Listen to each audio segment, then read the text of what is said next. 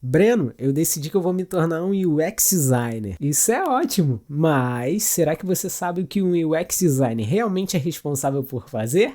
Vem comigo e nós vamos descobrir.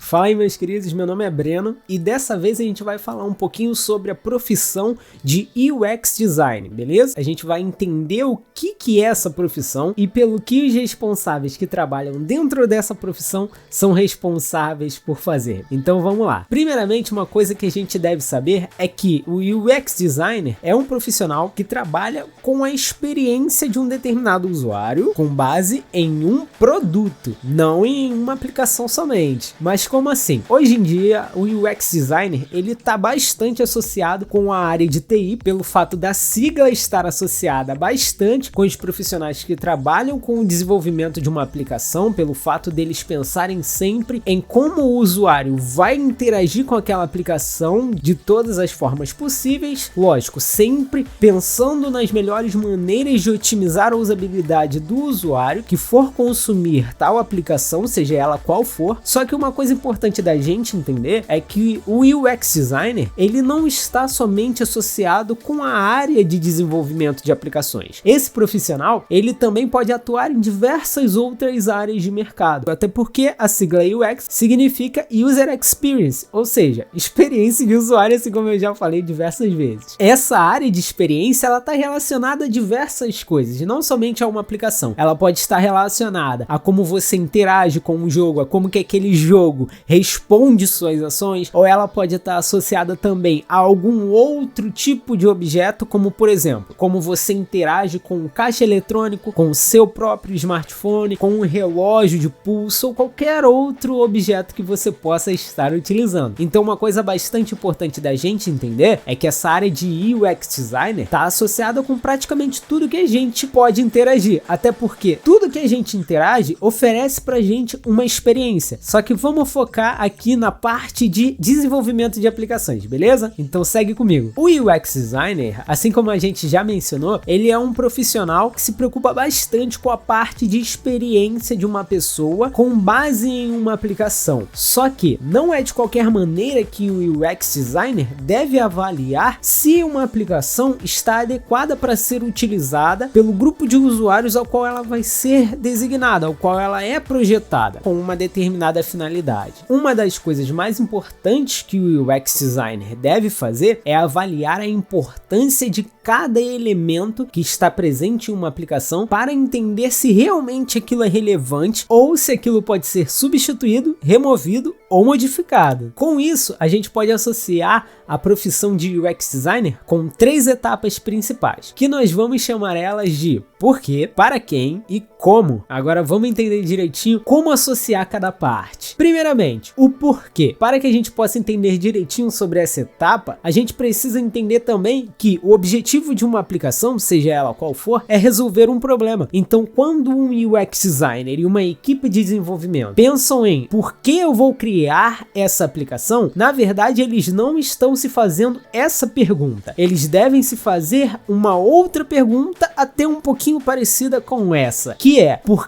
que eu estou resolvendo tal problema? Como assim? Como a gente disse, uma aplicação é feita para resolver um problema. Então é importante que antes de pensar na aplicação de fato, o UX Designer pense no problema que uma aplicação pode resolver, para depois pensar em qual aplicação ele vai criar para resolver tal problema. Bom, agora que a gente já entendeu direitinho por que a gente vai criar tal aplicação, que na verdade vai ser para resolver um problema, a gente precisa entender para quem a gente vai resolver esse problema. Como assim? A gente precisa entender para qual grupo de usuários a gente vai resolver tal problema. Até porque existem diversos tipos de usuários e esses usuários podem ter problemas bastante específicos, o que vai depender, logicamente, para qual tipo de usuário a minha aplicação vai ser direcionada. Isso pode estar associado a diversas características, sejam elas faixa etária, gênero, objetivo pessoal ou qualquer outra coisa